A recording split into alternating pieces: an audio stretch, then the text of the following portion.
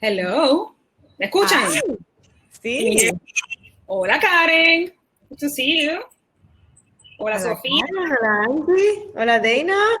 Hola. Hey, guys. Hey. Hola a todos. We have people. Can everybody hear us okay out there? Use the chat. You can use the chat.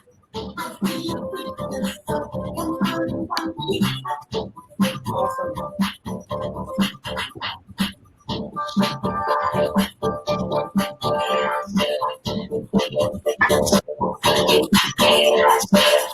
I like the music, Angie. All right.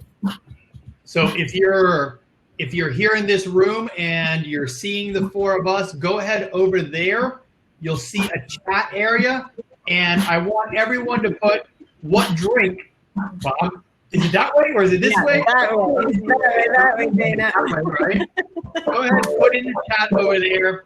And either what drink do you have in your hand, because it is now 6 o'clock, right? And, or what did you eat for lunch? So get used to using the chat. Go ahead, put something over there right now. Let's see everyone's answers.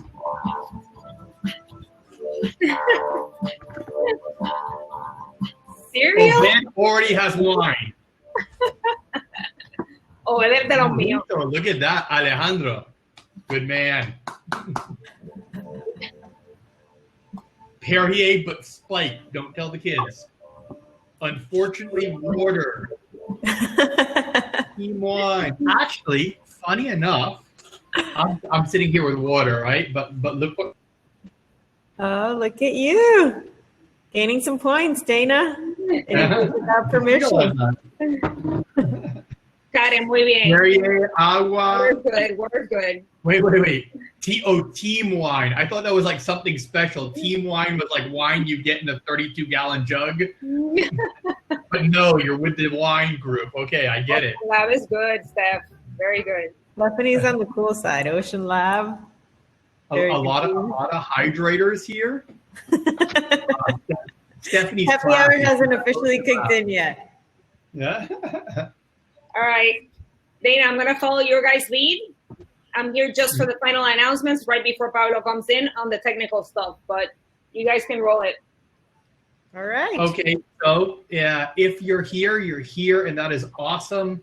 I'm Dana Montenegro. I'm the former design director for Seriously Creative, and now I'm chief design officer somewhere else, kicked out of my own company by her, right?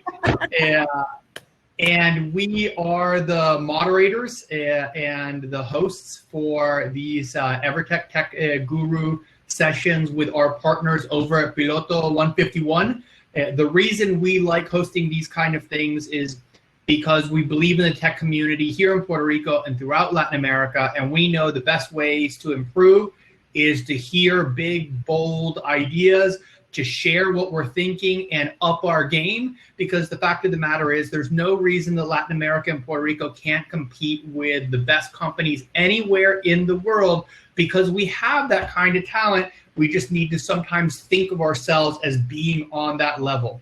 So when I was asked by Sophia, who's below me down there, right? Is that right? Are you right below me? Yeah, okay.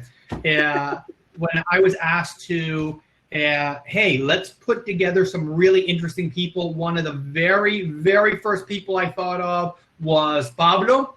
And why? Pablo and I have worked together. We worked together a few years ago in DC in a design and innovation firm called Fjord, which works within Accenture. And Karen is going to introduce him in a little while, but he was the first person I thought of because this is someone who has really made innovation happen in a very real world way. With that, let me turn it over to Sofia from Piloto to introduce herself and to introduce EverTech. Hello, everyone. Yo soy Sofía Stolberg, una de las fundadoras de Piloto 151. Voy a cambiar a inglés para que nos pueda entender todo el mundo, incluyendo Pablo. So we started Tech Guru Talks a couple of months ago. This is actually our third Tech Guru Talk. We're very excited. Lucky number 3. And the reason why we started it is because we saw that there was a gap in the ecosystem. We wanted to bring to the developer community especially talks that were a little bit more technical.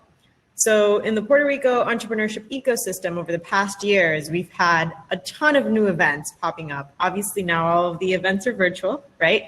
But we've had events in all sorts of areas, from how to start a company, how to fund it, how to scale it and grow it, to, even how to become an entrepreneur, right? But one of the things that I thought was certainly, a gap that we needed to fill was being able to bring the developer community talks that were slightly more technical, that got into some detail, but that still appealed to a more broad audience.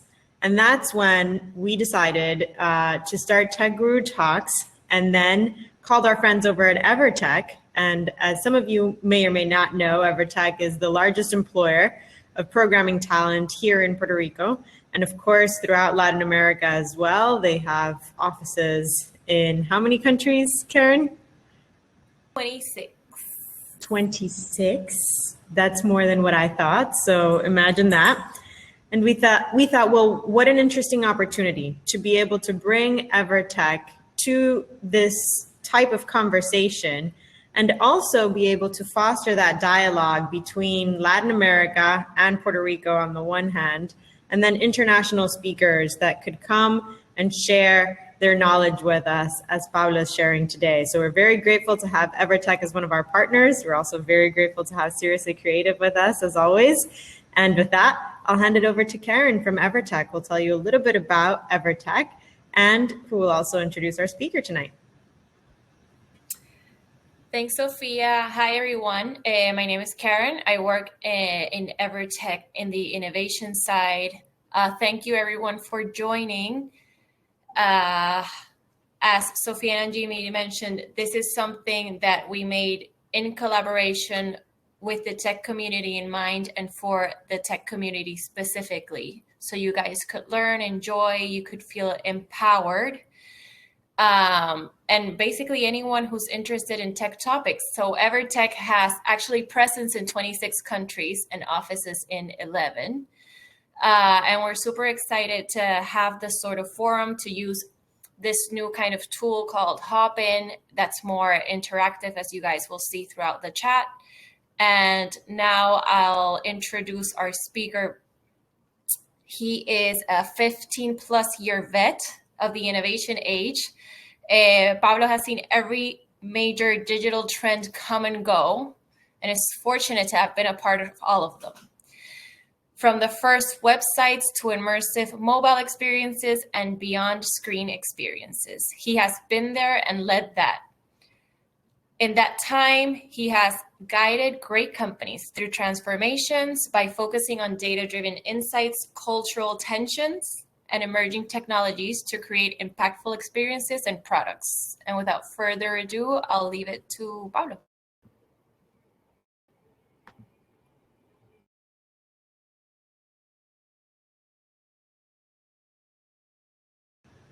All right, here we go. And We can't hear you, Angie. I think you're muted. Reveal. So, Drum roll, drum roll.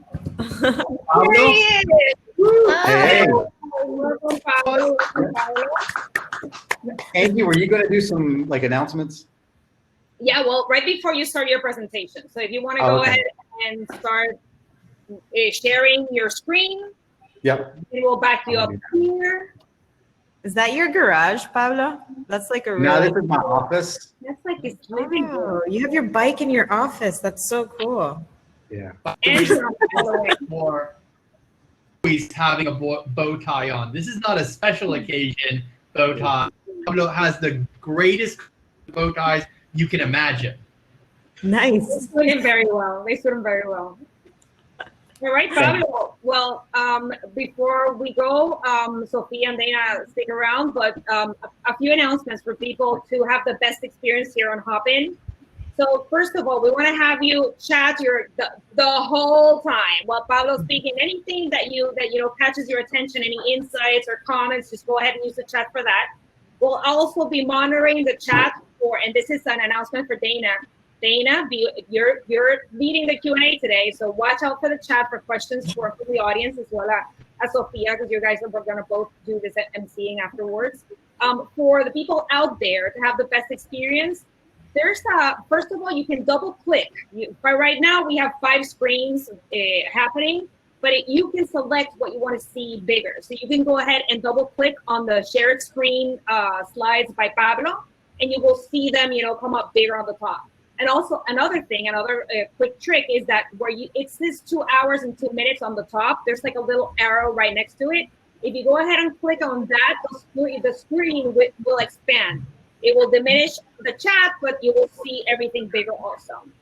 So that said, I think I've touched on all the little details. Are you ready, Pablo? Yes. All right, for right now, Sophia and Dana, I'm going to kick you guys kindly out so that we can create some space for Pablo. And Pablo, as I told you, I'm going to be right here, but I'm going to go ahead and turn off my camera. So you're the star of the show. And again, thank you for being here. Well, first off, thank you so much for the opportunity to speak. Very excited. Like Dana said, he and I actually met at the company I'm at now, and in DC, and have thoroughly enjoyed my experience with him. He and I were just talking some work that he had started, just recently won some pretty prestigious awards here in DC. So yeah, love Dana, and he's the best. So totally miss him. I wish you guys would. We all fans here. I'm married the guy for one, okay? Yeah, no, he's good. He's good. But yeah, so actually, I'll go ahead and jump right in. I mean, I don't like to talk a lot. I can take that back. I love to talk a lot. I don't like to speak a lot. So I'm going to I have a timer that kind of helps me stay on track of things. And that will kind of help me make sure that I don't speak for like hours. But really what I want to talk about today is how to fail forward. And so where I work at Accenture, which is a massive organization. It's like 500,000 people globally, hundreds of offices. I happen to be a part of a group called Fjord, which is a smaller piece of that overall, mammoth company. And a lot of what we do is create things that start, innovation work. And innovation, the way I define innovation, is really anything that changes human behavior. And so that is something that I find to be very fascinating. And I would say that a lot of companies do not embrace in a lot of ways. And then when you compound that with artificial intelligence and the technology emerging landscape, what does all of this mean? And how can you create a culture of innovation? And the way I look at it is you have to fail forward. You have to fail. You have to attempt.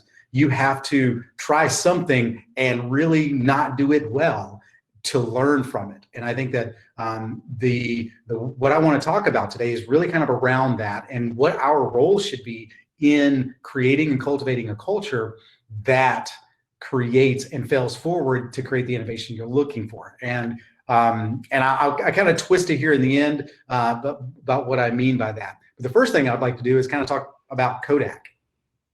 If you're familiar, Kodak used to, they were the gold standard in companies for decades. I think they were originally founded in the early 1900s.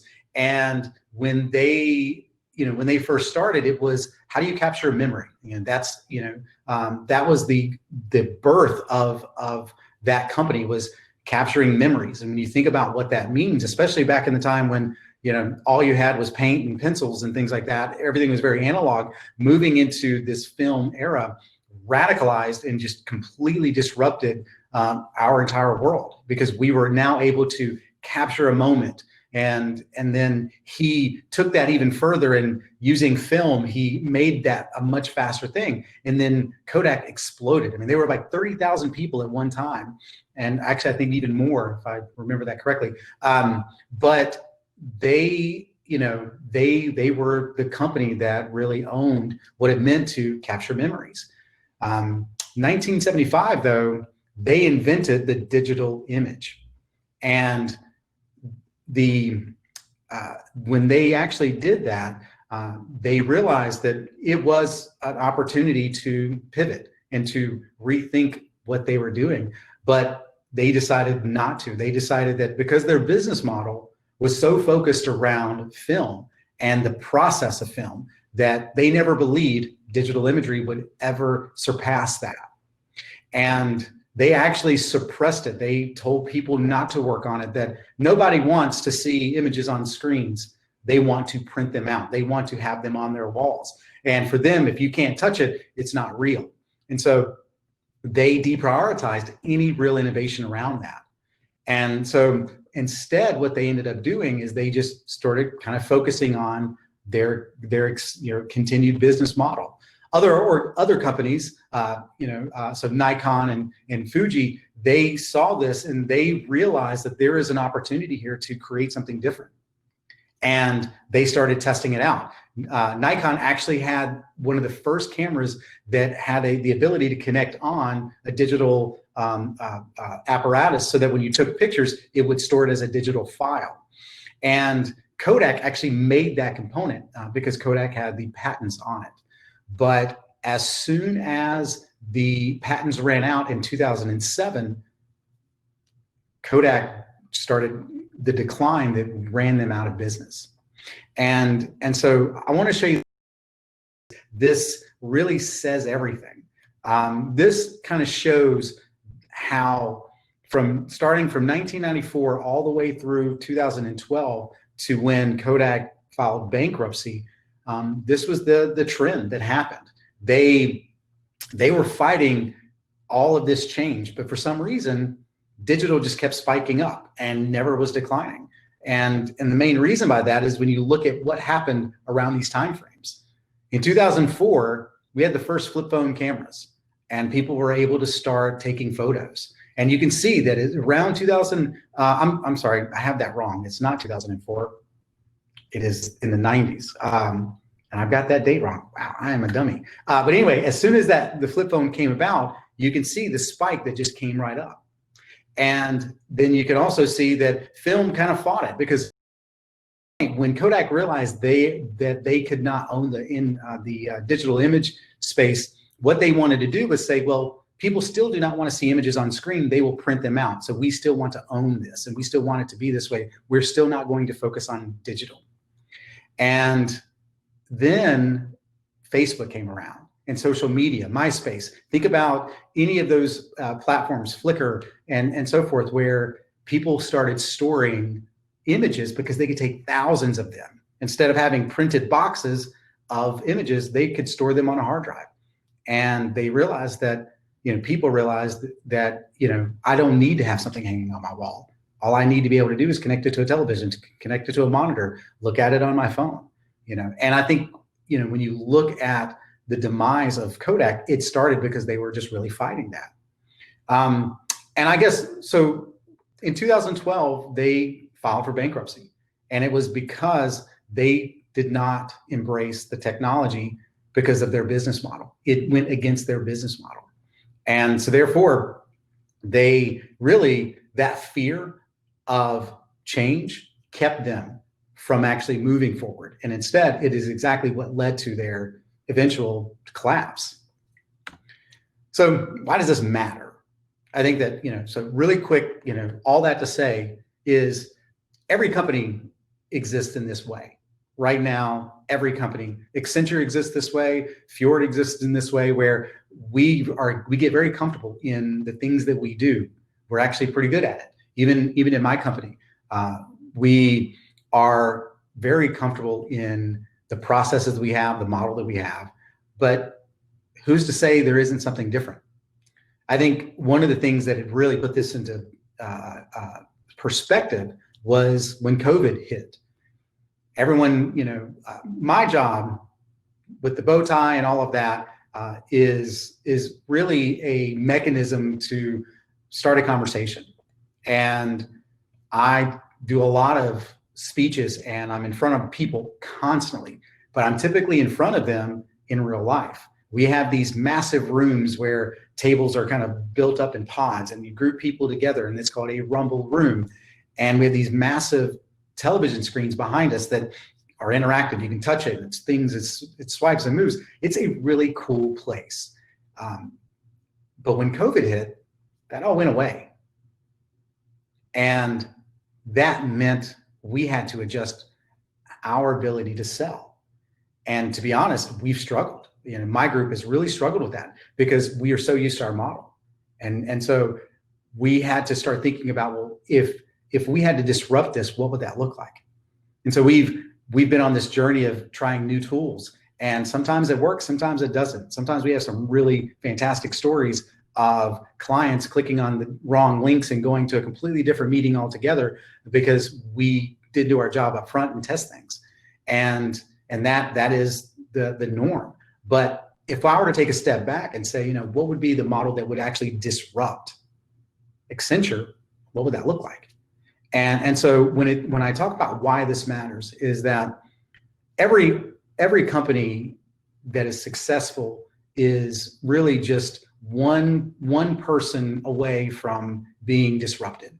And I think, you know, to me, I think of the companies that have seen that the most, companies like Blockbuster. And Blockbuster owned video, but they themselves, their model was people coming to them renting movies. No one ever thought about what that might look like if you didn't have to. When COVID hit, you look at theaters and what that's doing. And now you have, you know, Disney, who is increasing, you know, they have a whole new model now for people. If you want to watch, instead of going to the theater, you watch it online. They're really radical. They're really changing their model. And actually, Disney is one of the few companies that have constantly looked at how they disrupt themselves to do that. So it matters because if we're not careful, there will always be someone to try to disrupt us. And I love this quote from Bill Gates. He says, in every 3 years, every product his company makes will be obsolete. The only question is whether they will do it or someone else will.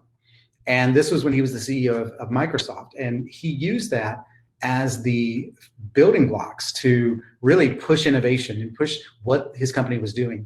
And that idea still holds true today, that company, you know, they need to be innovating on at least a 3-year cycle. And it's these days, it might even be faster just with the rate at which knowledge and technology moves. And so I bring all that to say, what can we learn from this story? And I grew up questioning everything. I think that questions are the root of everything that's innovative. When you think about anything that's ever been created that was really great, I think of a question. And you think about an iPhone. You know, why does an iPhone exist the way it does? Is because someone questioned, why do we have to have phones that flip? Or why do we have to have phones with keyboards on it? Why? What would happen if I could just have a camera with my phone? What would happen if I could stream video from my phone?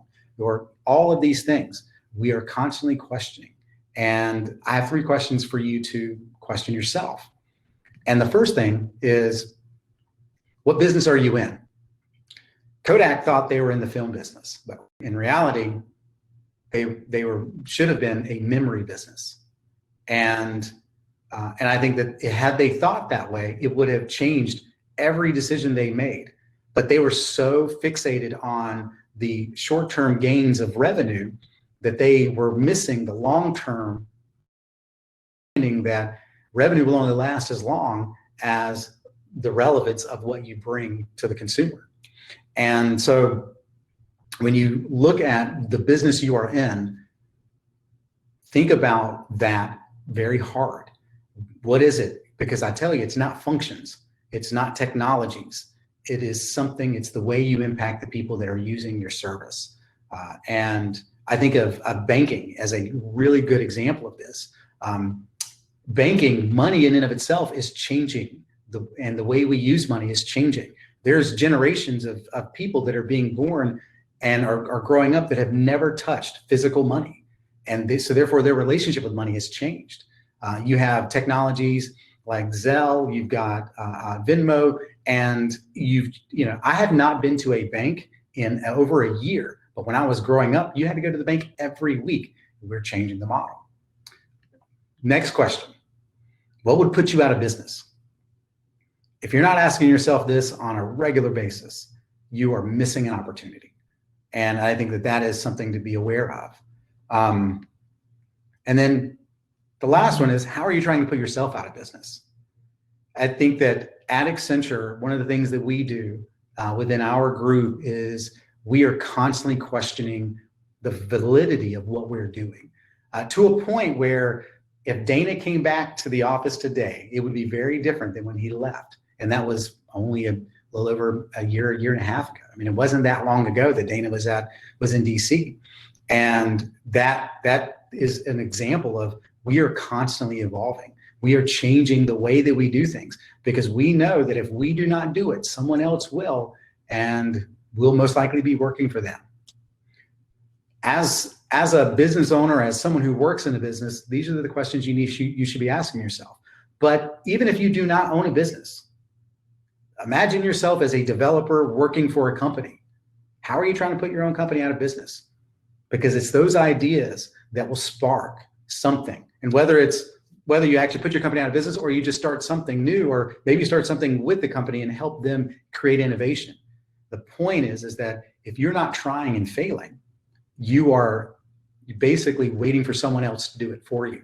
And when they do it for you, that changes that conversation. So I kind of comes back now to, and I think that is where, to me, gets really exciting. I heard a really interesting quote, and it was from Klaus Schwab. It says, "We stand on the brink of a technological revolution that will fundamentally alter the way we live, work, and relate to one another." And he was talking about artificial intelligence. Artificial intelligence, in the last two talks, what I loved about them is that we were talking about the impact of data and how data skews what we are doing, how we're using and how we're being manipulated by data or misinformation. And it's 100% right. But now you take those same things and you apply it for good. What could that do? We create these trends. Actually, let me start here. So the first thing is that before I get to my trends is, because I'm going to kind of relate this back to artificial intelligence, is as you start to look at the work you're doing, what I would recommend is that you look at your purpose, not your business, especially not your business model. Had Kodak thought through and said, let's figure out how to allow people to keep memories, they might have went a completely different direction. And we might not even have Apple. We might be talking Kodak doing phones. Now imagine a world where you don't talk about Apple, you talk about Kodak. Embrace the falls, but celebrate getting back up. I think that sometimes there are cultures where failing is a bad thing. And if anything, I would say I've learned in my career is that failing is the best thing. Because if you fail, that means you've tried. And when you try, you learn. And every time you fail, you take that and you apply that going forward. And how do you take that? Where that is. So so really quick, I want to tell you the greatest failure of my career. I was working at an advertising agency, and we were trying to raise money for a nonprofit organization that distributes water. GE was actually the organization behind this initiative, and we had at the time had partnered up with Smokey Robinson, and we had this thing called Smoke Alarm. And Smoke Alarm, the concept is that Smokey Robinson would find a cause that he cared about personally, and you would connect to this platform. Like you could sign up through social media, and when Smokey Robinson would tweet, your accounts would then be activated and immediately retweet on his behalf. And he would typically say, this is the cause that I'm going for. Here's a link. Let's help raise money. And it would just then spread out. It was a really neat idea from a perspective of viral movements. The problem was that in order for people to engage, you had to trust this platform. And at the time, and this would have been, I mean, this is 2020, that would have been like 2013, I think, when this happened. And so people were still getting used to the idea of trusting a company with their social media presence. And so no matter what we did, we were always going to be beholden to that. We had gotten Jay-Z involved, Justin Bieber, and a whole bunch of like A-list celebrities and B-list celebrities and D-list celebrities. And they had all gotten involved because they were, you know, they were profiting off of this. And the goal was to raise $25 million. And when we went through the project and we started going, developed everything, and it was really cool, the technology worked. We did not think about how the celebrities were going to react by us requesting access to their social media platforms. And the day of the event, they rejected it. And therefore, we had like, I don't know, I think we had like 30 million tweets that went out, but by very few celebrities, because they would not give us access. We would actually just be requesting them to do it. And in the way that it was going to work was in 24 hours, the event would be over. So in 24 hours, we're going to raise as much money as we can. The goal is $25 million to help get water into places where water is hard to get. And at the end of 24 hours, we had raised $19,000, which was a far, you know, away from where they wanted to be. What was the part that really sucks was that our company had invested $3 million to create the technology. So they could have really just given the money and have done a better job. But instead of embracing that failure, they shelved it. And they didn't try to learn anything from that. And so what I learned from that is that never trust a celebrity or don't ever allow a celebrity to promise you anything and know that they will never give you control of anything they own. So a lot of learnings in there, in technology and so forth. I mean, there's just really a lot of craziness there. But anyway, when you fail, failing is not the problem. It's when you don't get back up. That's the problem. And so in an organization, when you're trying new technologies and you're applying technologies, and they're not working the way you want them, maybe look at it differently. What can you learn from that? And how can we take that forward? The other one is make answers that lead to questions. Questioning, like I said earlier, the birthplace of innovation. And when you solve something, move on to the next question. What now? What else is left? Who else could this impact? And that kind of leads to this. So every year, our organization promotes trends. And the trends that are, I would say at the top, are the ones that are impacting people. And so when you look at this list, I want to kind of break out these three. The first one is walking barcodes. The concept here is that every human being is being tracked. We are using cameras, we're using implants or our wristbands, wearables, and we are tracking everything we do, our interactions.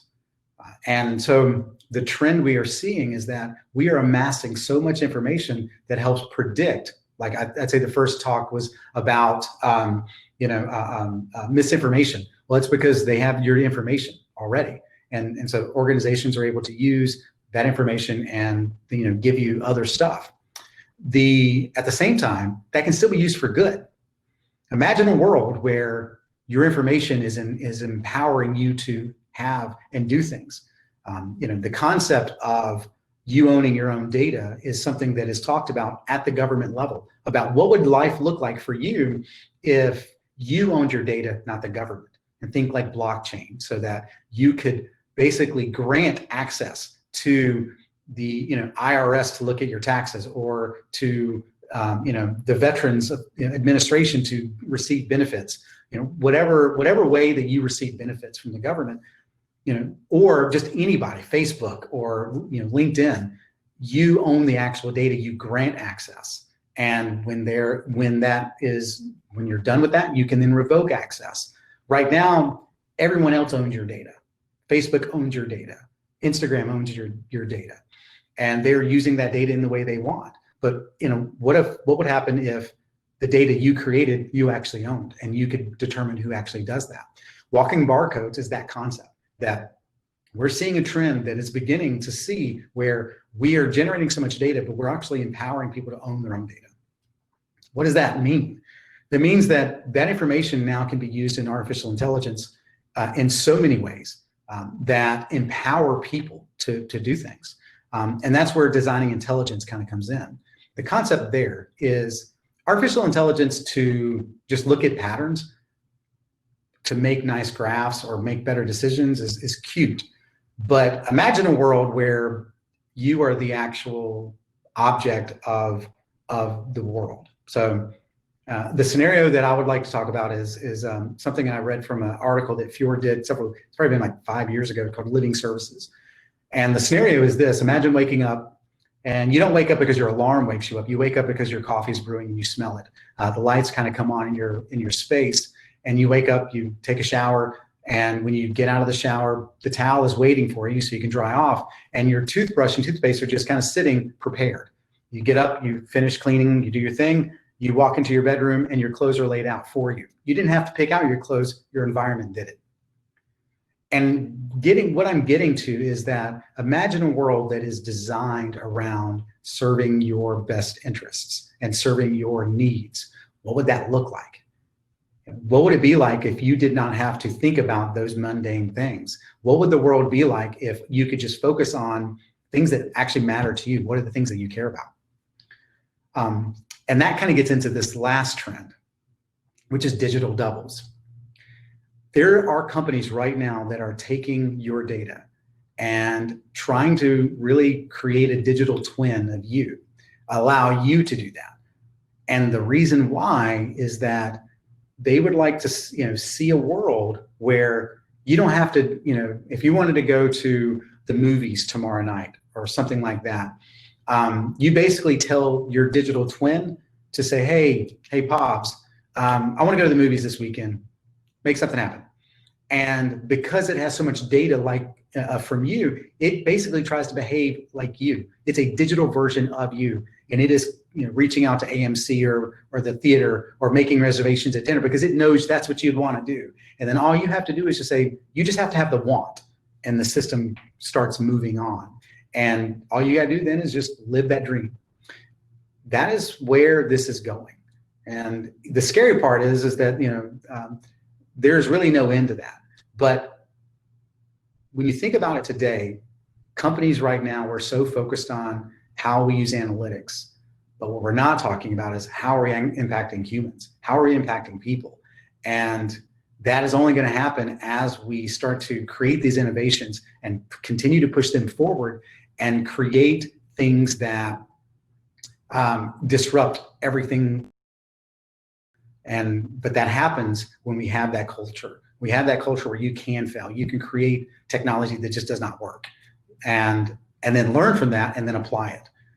Every technology that or actually any innovation that you enjoy today happened because someone was failing.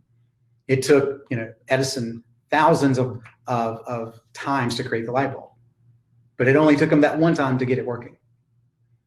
And that's what innovation is. It's all about failure. And if you want to be successful, either personally, professionally, or even as an organization, you have to embrace failure. And that, ladies and gentlemen, is that's my talk. Thank you.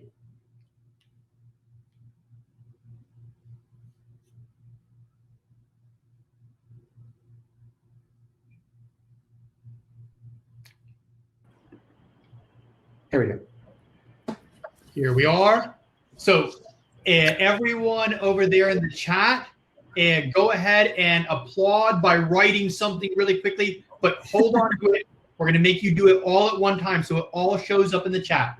So type something, get ready to type your one-word response to Pablo's talk, write it over in the side, and when I say go, you're going to hit enter so they all show up. So write something over there, right? Ready? 3, 2, 1. Post. Whoa. Really liked it. Yes, awesome. A bunch of clapping. Awesome, excellent. Kampai, super awesome. Love it. Pablo, that was absolutely Thank awesome. you. Yeah, Yes. I love that. So round of applause. So let's kick this off. If you're over there in the chat right now, and you want to be up here, kind of on the stage, capable of asking questions, you just go up to the top right-hand side of this screen, and you'll see ask to share your screen, right? Go ahead and do that, and Angie will be able to let several of you in. When you come in, though, make sure you put yourself on mute, so we don't have, right? So go ahead and do that. If you want to ask other questions, but you don't want to be up here with your face on here because, well, you know, it's virtual, so you may not be wearing pants. You may have 2 drinks in your hand, not 1, right? We understand. Go ahead and write your questions over in the chat. But let me just kind of kick this off then. I'll ask a few questions and we'll see what questions other people have. So Pablo, I loved that your talk has like these 2 parts. One is this need to, you know, design your own disruption and create this culture of innovation, right? Yeah, and you know, I'm a true believer, right, in that, right?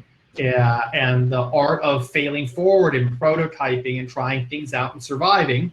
And I know that Sophia, that she's a strong proponent of that, having been in the entrepreneurial ecosystem here in Puerto Rico for so long. You don't survive without some skinned knees, right? And you don't advance without it. And I love the second part. But let's go with the first part. Tell us a little bit more about, so it's kind of easy to say, let's create a culture of failure, let's create a culture around innovation and of questioning. But what are some of the basic things that companies have to do in those very early stages to start creating that culture and break away from that kind of more linear, take it easy, don't break anything way of working? So what are some of the things that you inject in companies?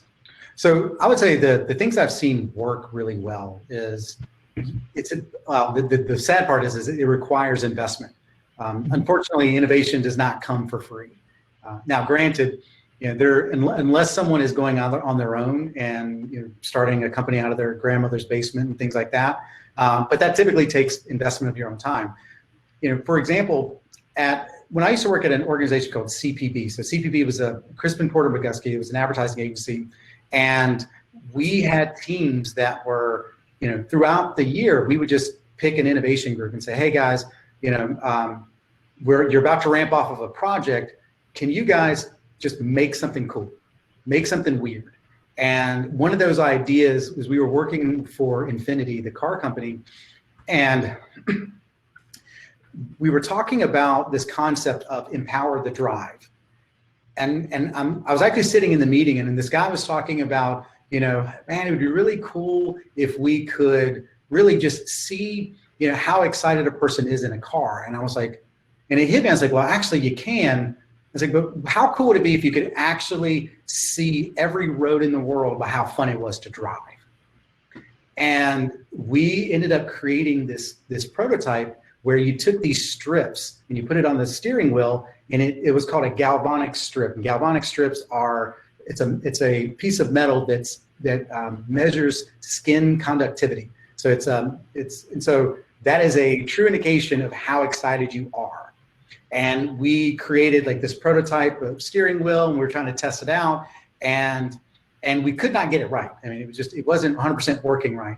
But I think we spent about 2 months kind of creating something to finally get it to where it would actually measure how excited you are. As an example, Bill Gates actually used this technology years ago for a study at Stanford to determine what classes were the most boring. And so, but we created this really cool steering wheel that could actually measure how excited you were to drive. So that way, if you're leaving work and you're going home, you say, hey, what's the most exciting route home? Not what's the fastest route.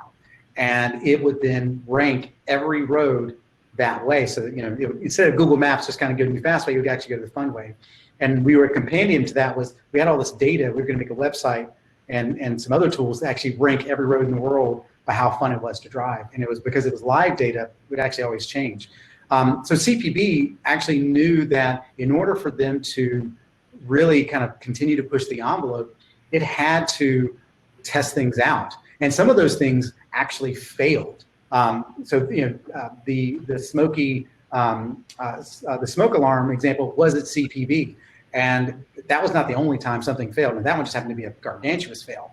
But there were times where we would create technologies that would just stop working live. And we took that, then tweaked it, and we used it for another client. And therefore, you have the pizza tracker, which is CPB.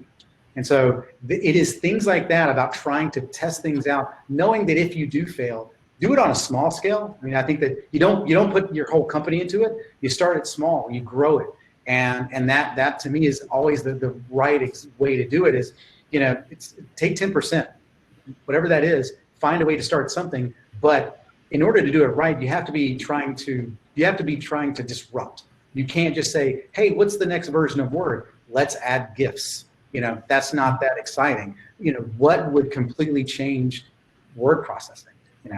I don't know, not having to do it at all. It sounds like part of it is setting kind of something very ambitious. Like I've spent time with Astro Keller, who runs Google X, and they always talk like the power of 10x, right?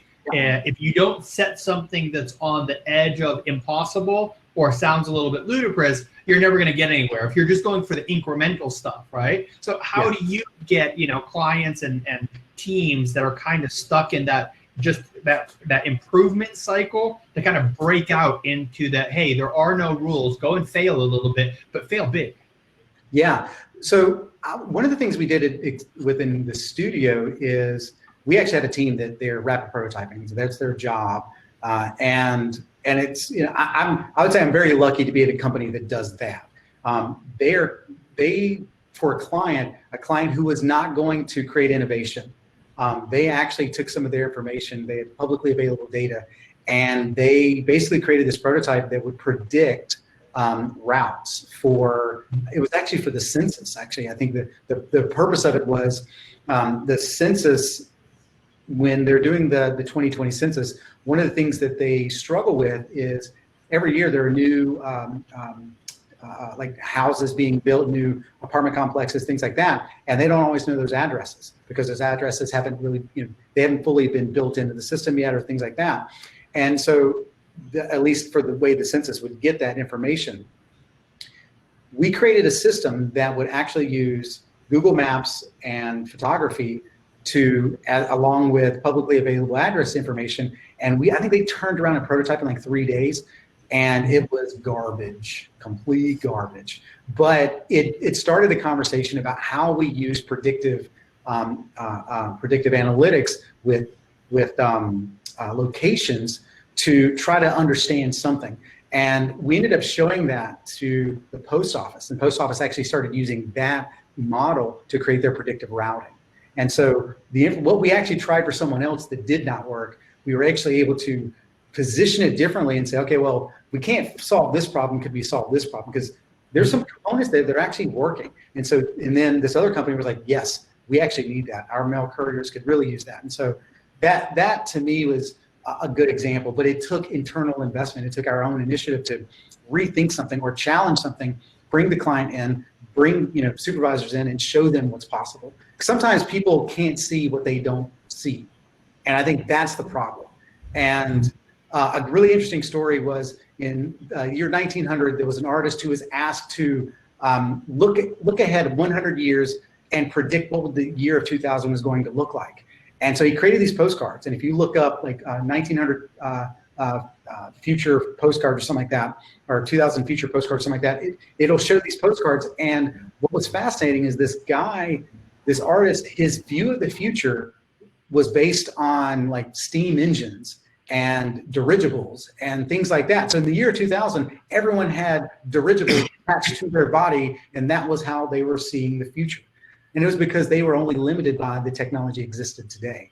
And a lot of clients and a lot of leadership are just that way. They can only see what they see.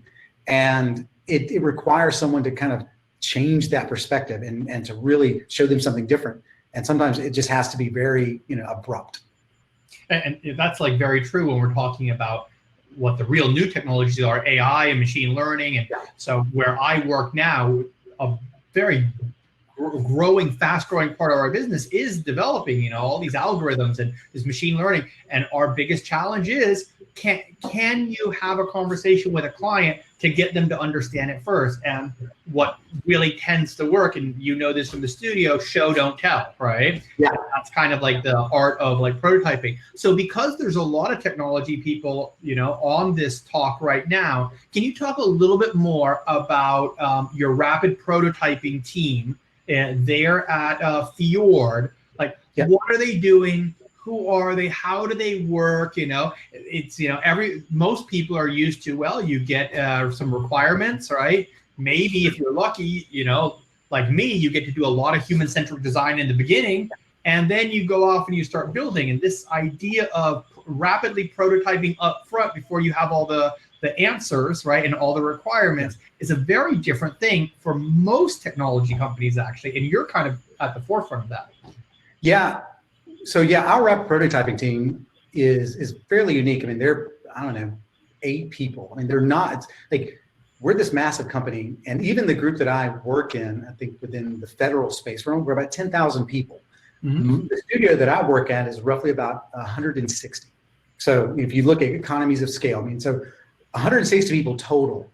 I'd say 130 are within the design aspect. So they are human-centered design, business design, IXDs, UXers, things like that. We have about, I'd say 8 to 10 developers. And then we have another, 15 data scientists.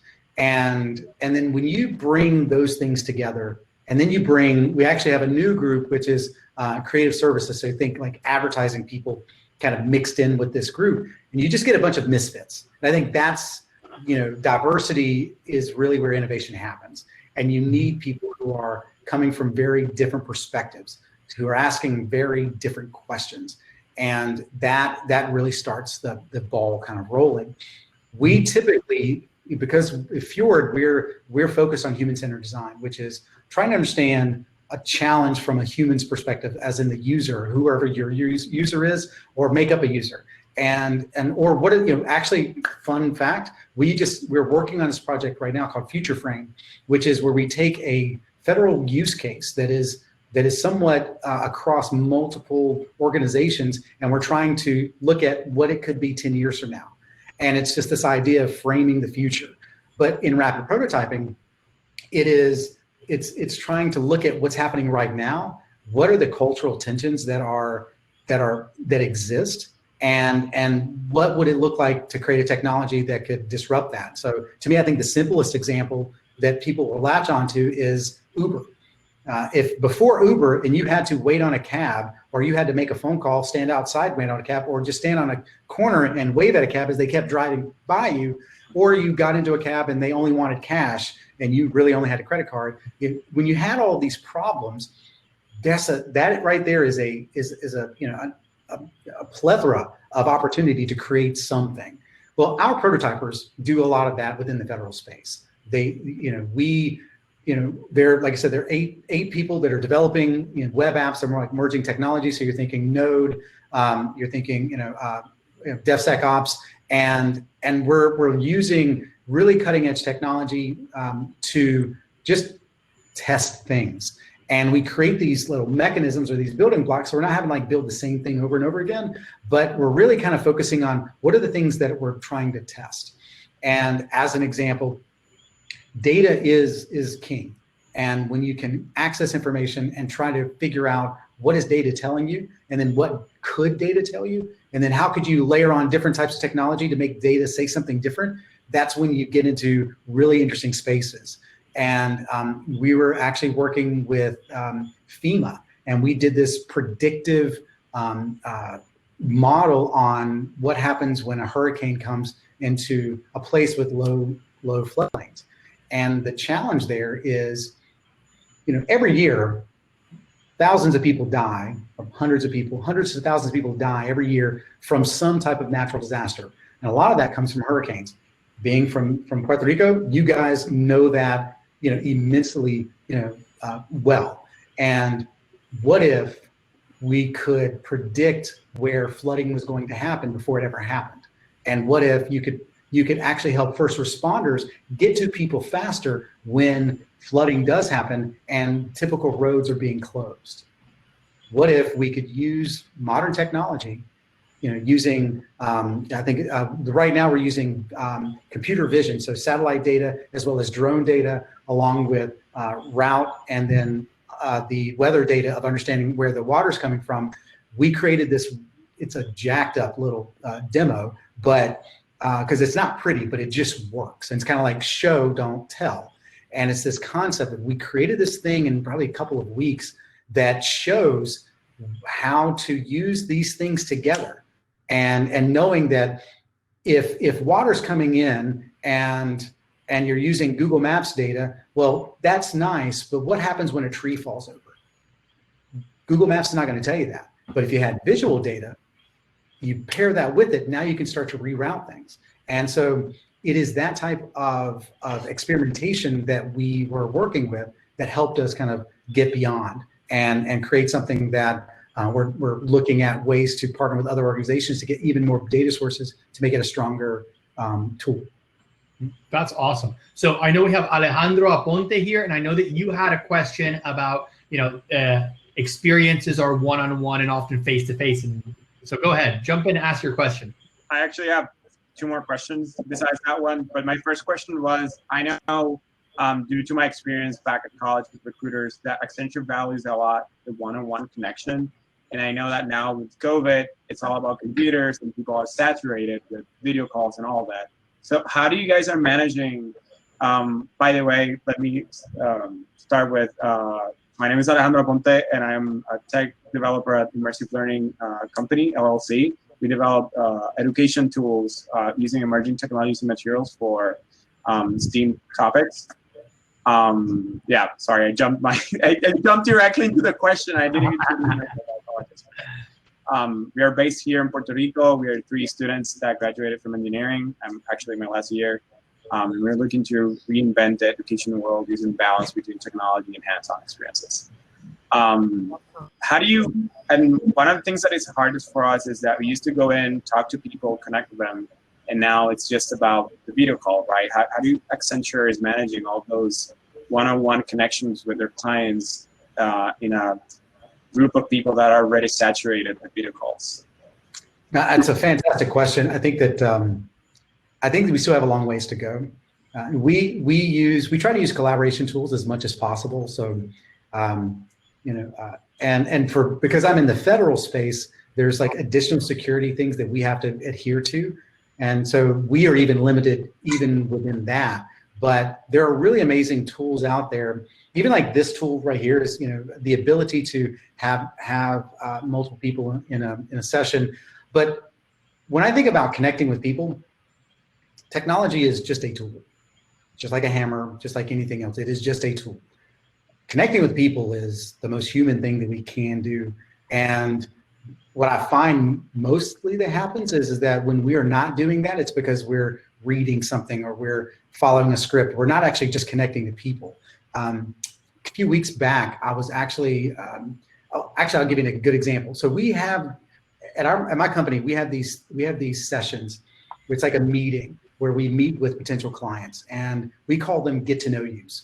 And a get to know you is a time where we try to share some stories about the things that we've done, and then try to have a conversation about the client and their challenges to understand where business opportunities might happen.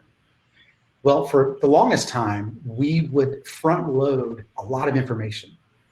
And then we would get, last 10 minutes and actually talk to the client. And it just really bothered me the way we did this. And so instead, what we ended up doing is I ended up killing like 90% of the content in the deck. And we actually started the conversation by just saying, this is what we believe we understand about your company. What are we missing?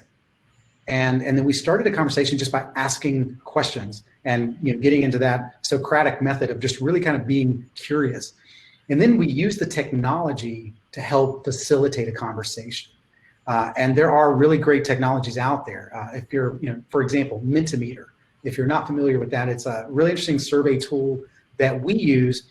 One of the nice features about it is it does polling and people can write or type in things. And what I love about it though is that we actually use that to synthesize data, because typically if you look behind me, I've got stickies and shit like that all over my wall, and it's because that's the world I live in. Yeah. But in this digital space, no one wants to like put stickies on your screen. So there's different ways to do that. So Mentimeter is our way to allow people to just do what they do best, which is get on their phone and type shit. And we start to collect that information, and then we have something we can synthesize. And at the same time, it's real time. So it does word clouds or just displaying the information on the screen so we can then prompt further questions. And then at the same time, we're actually able to attribute who said what because of the way we set it up at the very beginning. And so we use Teams, Microsoft Teams, not the greatest tool, but it does have some mechanisms that we can use. And so, Zoom has the ability to do breakout rooms, which is really nice. So that way, if you have a meeting with a lot of people, you can actually, in the middle of the meeting, break out groups of those people to have facilitated conversations. And so what I find is that technology in and of itself is just a tool. To connect with people, you just have to be able to have a conversation. I think that, if we continue to use it the same way, it will always be boring. So I think that, what we're trying to do is find interesting ways to use it. As an example, I sometimes will, I don't know if you can see that thing right there. It's my roll around desk. And so I will put my laptop and I'll put it on that thing and I'll walk over there to the wall and I'll write stuff. And it's just a way to change it so I'm not like doing this. You're just not seeing this the whole time. Nobody wants to look at that. So I'd much rather put them back there and actually work with them as if I'm standing in front of them. Does that help? Yeah, it does. It does. Definitely does. So let's get Sophia in here for another question. Yeah, Sophia always has good questions. Spot, Dana. Love it. Sorry. I want to talk more about this idea of killing your own company, right? There are a few fans there and a few people on the chat writing about that when you mentioned it. It's obviously something that's a lot harder to do in practice than in theory, right? And my question is, at our company, thankfully, I love to play that game. I think it's great. And, I'm the founder of the one of the founders of the company, so it works well. But what happens when the leaders, the top management team, doesn't embrace this idea of trying to look for the next best thing to get over that S curve, right? To continue moving the business forward in a scalable way? How do you get your management team aligned behind this concept? And organizationally, what has to happen in terms of your structure for this to be actually acceptable in the company and for everybody at the company, including the frontliners, to come forward with this type of idea and innovation? It really starts with culture. I think that is, unfortunately, it's not the sexiest of answers, but I was in a conference probably a couple of years ago, and this speaker was talking about culture eats strategy for breakfast. And I'd heard that, and I was like, oh, that's really smart, and I wrote it down. And later on that day, I'm eating. I think it was dinner at the time, which is typically where I do my best thinking. And it hit me that he was dead wrong. Strategy or culture does not eat strategy for breakfast. Culture eats everything. There's nothing that culture does not eat. You could have the smartest people, you could have the greatest technologies, you could have the most amazing strategies and the coolest buildings and the coolest tech. If your culture is not willing to adapt and change, and it's not built into the culture, then it never will. A great example of that is, I read this book called The Creativity Inc. And it's by the founder of Pixar, and it is a tremendous book about self-disruption. And one of the most beautiful things about that book was they had this concept of candor, where you are, you can't be an asshole, but you need to be honest in everything that we do, and you have to be okay with shaking things up. And for example, I think one of the stories that he tells is that he was talking about like one of the movies they were making, and they realized that they had just invested, like 6 months, a year building this film out, and it was not going well. And in order for them to really recoup it, they had to really just completely start over. And they brought in a new team, they did all of these things, and they basically started it over and kind of built it up. One of the challenges they ran into, though, was when they were acquired by Disney, and they also acquired Disney's Imagination Lab, I think is what it's called, or I can't remember the exact name of it was the animation studio. And the challenges they had was there was a culture there that was very stuck in the traditional way of doing things. And Disney Animation was not doing the really cool, sexy stuff that Pixar was doing. And so the challenge was they were, the founders were kind of going between these two cultures, one that was stationary and one that was dynamic and kind of moving. And in order for them to truly get both companies in this space, they had to make changes, but they also started to really rethink how they structured the company in the first place by moving people from project groups to mingling different groups, and really celebrating the failures and celebrating the differences. And unfortunately, it's not like you can walk into a boardroom and say, hey guys, we're going to change everything today. Unfortunately, that just doesn't work. And I can imagine if I'm the CFO and someone comes to me and says, hey, we have this really cool idea, but it most likely will make our old business model obsolete. And we're probably going to lose 60% of our revenue for the next 4 years. But if we do it right, we're going to gain, 3,000% revenue after that. How many CFOs are going to go, let's do that? And I think that's the challenge. And I think that, but it does start with culture. And I think that unfortunately, if you are the leader of an organization, that's your responsibility. It is definitely your responsibility as a leader of an organization to constantly be thinking that way. Steve Ballmer is a perfect example of someone who was holding on to the past. And he allowed Microsoft to really just they were almost crumbling. And it took them getting a new CEO who brought in a completely new culture to change what Microsoft is doing. Granted, I'm still not the biggest Microsoft fan, but they're a whole lot better today than they were 10 years ago. But it took GitHub. So yeah. So I think I think it's somewhere in there. So let me jump over to Karen. Do you have a question? Yeah, and I think we segue perfectly with Sophia. So when I read your bio and I saw about cultural tensions, I think it was. Yep. I wanted to hear a little bit more about your experiences on it. I don't know if you have like a really good story or a good example, or just kind of a best and worst that actually happened to you, or just flat out advice, for corporates or startups. So cultural tension, the way that I would say the cultural tension is really the backbone of really good creative. And when I say creative, I'm talking from an advertising perspective. But at the same time, I think just really good innovations come from really good cultural tensions. A really good example of that is, I'm trying to think of the best way to say this. The pizza tracker was something that CPB, the company I used to work for, the idea came from them and for Domino's.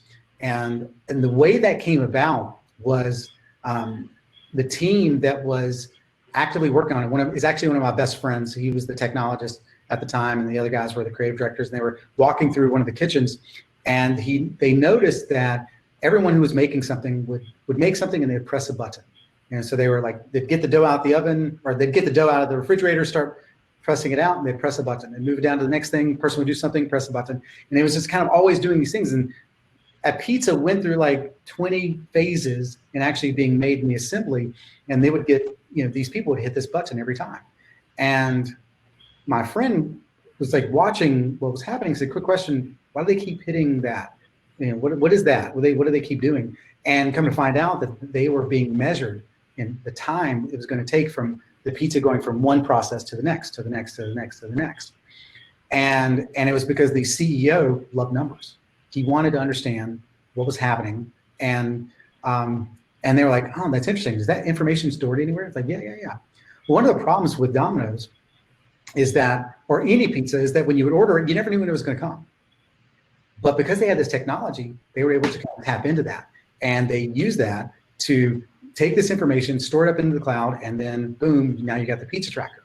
Now, that kind of leads me to this next piece, which is I need to tell you about that one to get to this one.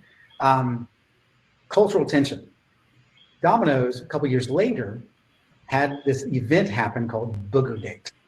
And it was where this guy videos himself taking pizza ingredients, putting it in his nose, putting it on the pizza, and shipping it out. Completely destroys Domino's stocks. And the CEO had to make a public apology, and it was just this complete mess. And at that point, people had lost trust that Domino's, one, didn't care about the quality of their food. Two, even the quality of the food wasn't that great because it always felt like they just believed it was frozen. That's a cultural tension. When people do not believe in something from you or by you, that is the place of opportunity. And so what they did is they took video cameras and they installed them into the kitchens. And they ran this campaign where when you ordered a pizza, you could actually watch your pizza being made. And it would show that they were using fresh ingredients, and at the same time, give you a little bit of feeling safe, knowing that someone didn't put ingredients in their nose or spit on your food while making it. But you would actually see your pizza, and that was really what was cool. It was live. It was a live feed, and that's really using cultural tension. Does that make sense? Awesome. Yeah, so Alejandro, I knew you had another question. Yeah. So following up on that trust from the public, right? When your startup reputation is something very delicate, when you're trying to get out there and get clients and get people to trust you, how do you manage failure when you are a small team, you have a very limited budget, you're trying to get out there and you're trying to decide, is this enough product to deliver to the client, or is this going to cripple the client's trust in us and they will never buy something from us ever again? Yeah, I would say that's a fantastic question. We have this concept called, you've heard of the MVP, minimum viable product. And it's very, everyone from, if you're in the tech world, that is your typical thing. Minimum viable product really is what is the least amount of features and functions that I can have in order for this to work? We have a different concept, and it's called minimum lovable product. And where that comes from is understanding what the user wants. That's where human-centered design really is at its best, is understanding what your customer wants from their perspective, not just asking them, hey, do you like blue or red? No, interview them, understand what their perspective is, what's the world they're coming from. Why is it that they like blue over red? A really quick example of that is we worked on a client, not at Accenture, it was at another company, where they were dentist offices, and they were a national brand for dentistry. And we did this 6-month ethnographic research on people who did not go to the dentist for 5 years or more. And after the research, what we found was that the people who typically do not go to the dentist over 5 years or more, the reason why they don't is that at some point in their life, they had some traumatic event happen to them. Now, not everybody, but it was the majority of them. It's like 85 to 86% of all the people who do not go to the dentist after 5 years. It's because they had some traumatic event happen to them when they were young, and they took that fear and that pain and they put it on the dentist. Now, we could have asked them, why don't you go to the dentist? Well, that's probably, I just don't feel like it. Okay. Susie doesn't feel like it. John doesn't feel like it. Okay, so now we got a whole bunch of people who just don't feel like it. Well, that's not a really good answer. But when you dig deeper and you understand, well, it's because Susie was tied down to a chair by her dentist when she was a kid, or something else really bad happened, or someone had a bad toothache and the dentist did something right and now they're hurt. That creates that fear. And that fear means that when they have pain, that's the only time they'll ever go to the dentist, because they're called dental deprioritizers. And it was because of that, something that happened to them at an early age that kind of scarred them going forward. Because of that, we designed a dentist experience that was based around empowering people, and we completely changed. We got rid of the waiting area, because we didn't want people to have to feel like they had to wait. They checked in, we had their cell phone number, they go off and do their thing, because typically these places are like in those mini malls and you just kind of enjoy yourself. But then when you get at the same time, when you get into the dentist, the dentist is very intimidating. You're laying down in this chair and he's standing above you, and it's very intimidating and you're very vulnerable. And we changed that entire dynamic to where the dentist would actually sit lower than the patient when they were talking to them, empowering that person, creating a safe space for that person. And so that we were looking at creating the minimum lovable product. What is the product that people will love? And you only get that by truly understanding what your clients actually need. Awesome. Thank you for the question. For the answer. Yeah. Preach into the choir, buddy. Love it. Yeah. All right. So let's go farther down in your presentation and talk about living service. These living services. These people are now walking barcodes. Your information, little bits of your information, like leave this cookie trail all over the place. Designing intelligence and these digital doubles, these like little, almost like bots that are doing little chores for you without you even realizing it. So I've listened to Mark Curtis, from one of the founders of Fjord, and one of the ways he talks about living services, he says a lot of what living services that we've moved from the age of like web and digital, right? We moved from the age of mobile, and now we're in this age of living services. And this is the next big disruptive age that all tech companies are going to have to get used to. And, all of us trying to think about, we used to design for this screen. Then we designed for this screen. Now we design for this screen. But really, the vast majority of all design is now going to be audio, Amazon, right? Alexa, it's be sensors and all this stuff. Talk a little bit about how living services is creating this ripe area for disruption and the need for companies to change not just what they're delivering, but the way they work. Yeah, I think that the scenario that I kind of painted about waking up and kind of starting your day, and your house or your living environment is serving you. When I first read that, I was so inspired, because I am a very lazy person. And I would love to just be able to wake up and have room service basically from every angle of my life. And I think that's, to me, is the vision is, I want to say, I think it was Microsoft, it's probably been 10 years ago, created this really interesting video where this person was kind of walking through and they were interacting with the world around them. And to me, I think will eventually go away. Like in my mind, screens are just what we're using today because we don't have a better technology. And I was talking to my son about this, and I'm waiting for the day we just go into the matrix, because that would alleviate interfaces altogether. But I'm weird like that. But my point is that living services is literally creating technology that behaves in a very livable or in a living way. In other words, living, what does that mean? Taking information, learning, and reacting in a manner that is, that is expected by you, or better yet, that's unexpected in your benefit. And I think that, one of the biggest challenges right now is the fact that the data is so dirty. data is not clean. In other words, we don't have good data. And data is what we need to power everything. So I think over the next 5, 10 years, we're still going to be dealing with data and trying to find the right mechanisms to get data. We're using the Internet of Things and sensors to help with that, because every time that humans have to interact with it, like enter data, it's always wrong. So imagine a world where you have cameras all over your house, not to spy on you, but to observe and use that information to help you. And so it knows, when you're not feeling happy, or maybe you're getting sick because there's some scanning device that's actually kind of penetrating your body and saying, okay, you're running a temperature, you ate, some fish earlier. It sounds like you might have food poisoning. What can I do? Mm-hmm. And so I like to think of, it's funny, as I was actually watching Star Trek recently, and it hit me that, that far in the future, I would expect things to be a lot easier for humans. Yes, they have really cool technology. They can beam up and down, but that's technology to kind of create something that is replacing something that we kind of know. Mm-hmm. I wanted to see technology that really replaces the things that we have no concept of.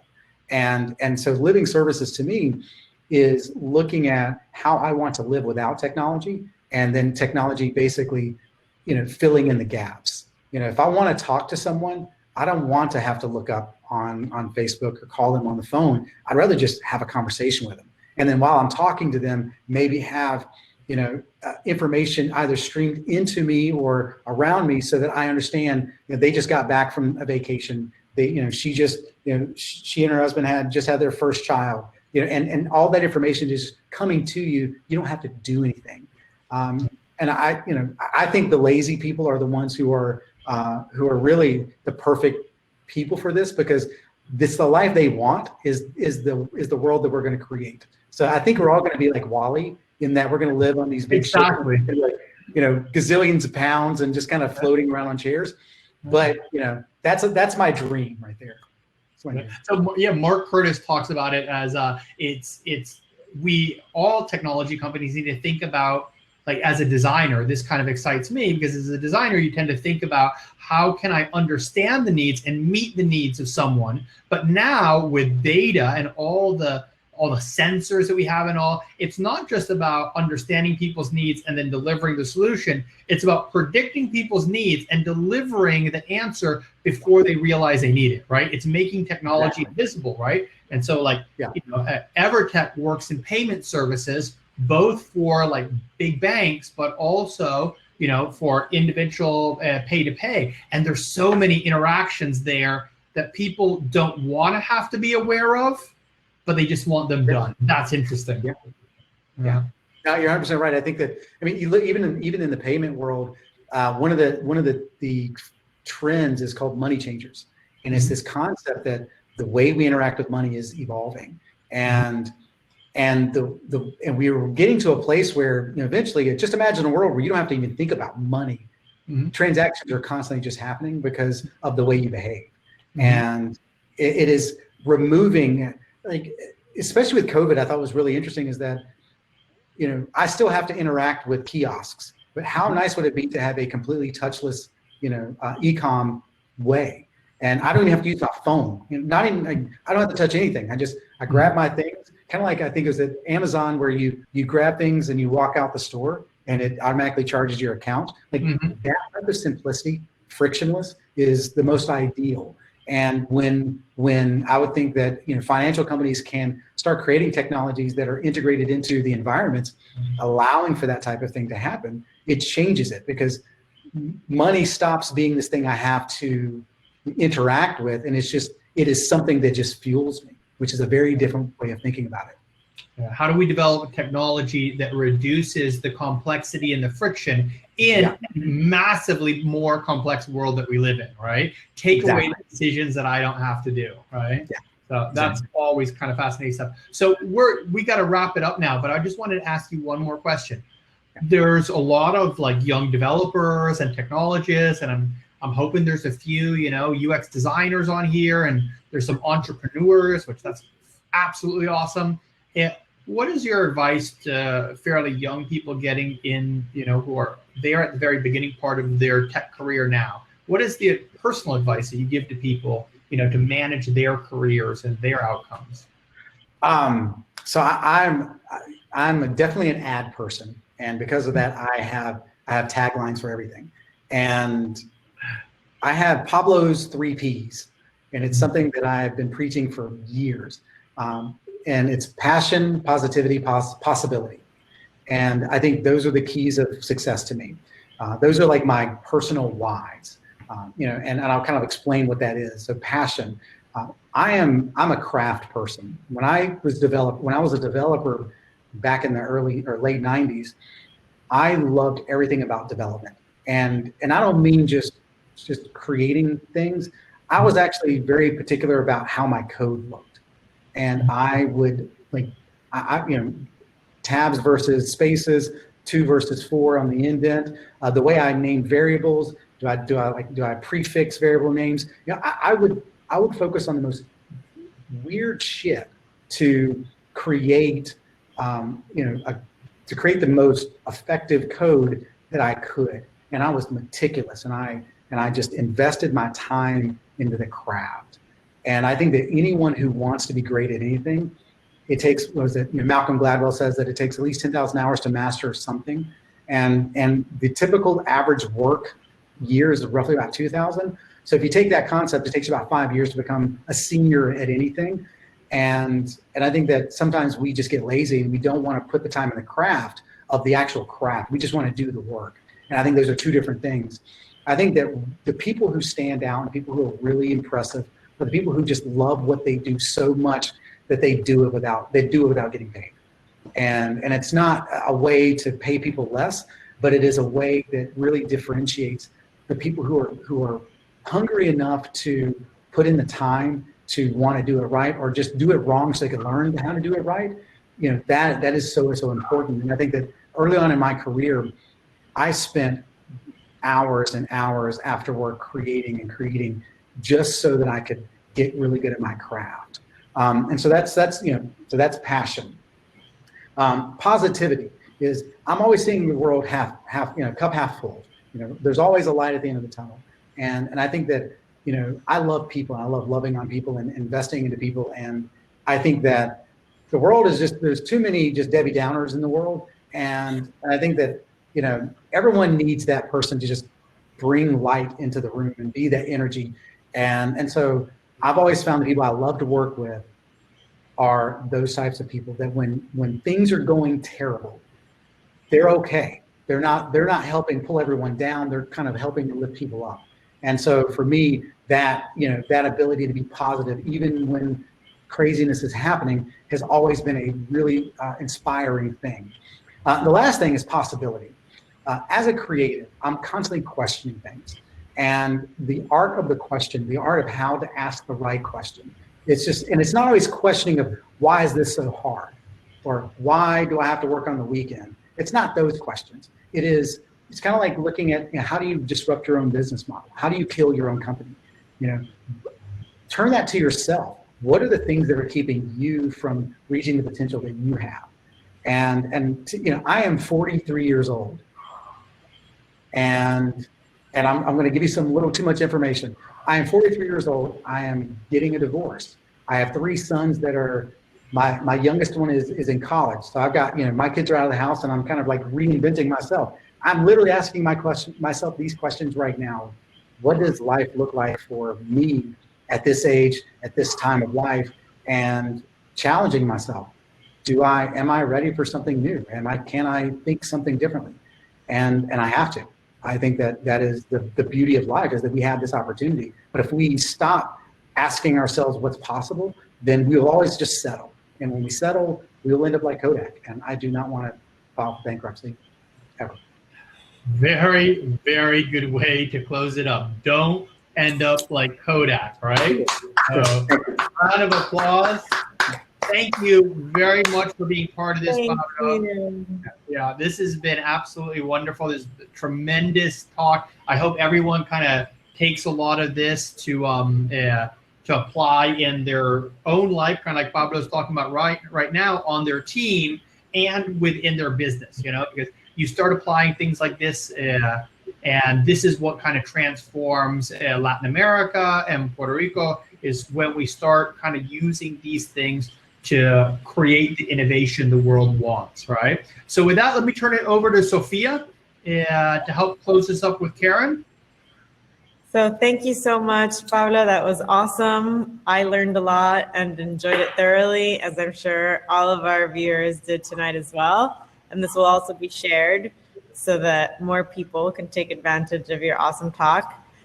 This has been the third Tech Guru Talk, but it's not the last. So we do have our next Tech Guru Talk coming up as well. And we invite you all to stay tuned to the Piloto channels, to the EverTech channels, and to our website, techgurutalks.com. And we certainly hope to see you again very soon. So I want to take this opportunity once again to thank EverTech. Karen, thank you for being here and representing EverTech and the work that you guys do. And we will see you at our next Tech Guru Talk. Thank you. Karen, do you want to say some last things? Thanks, Pablo. Yes, I was going to actually invite everybody to go ahead and network. You can go to the left navigation. You will find the networking button, and it's really neat. All you do is hit the blue button and wait for someone to show up and just connect. It's part of that human thing that we're trying to build with these talks. So we connected on the chat, but go ahead and go meet someone new. Go let them know what you learned or your impressions. They say that we learn better from each other than from workshops. So let's go and practice it. And we'll see you back here for the next Guru Talk. Awesome. So jump over to networking. Go create a community, everybody. Have a great night. You too. Thank you. Gracias. Gracias.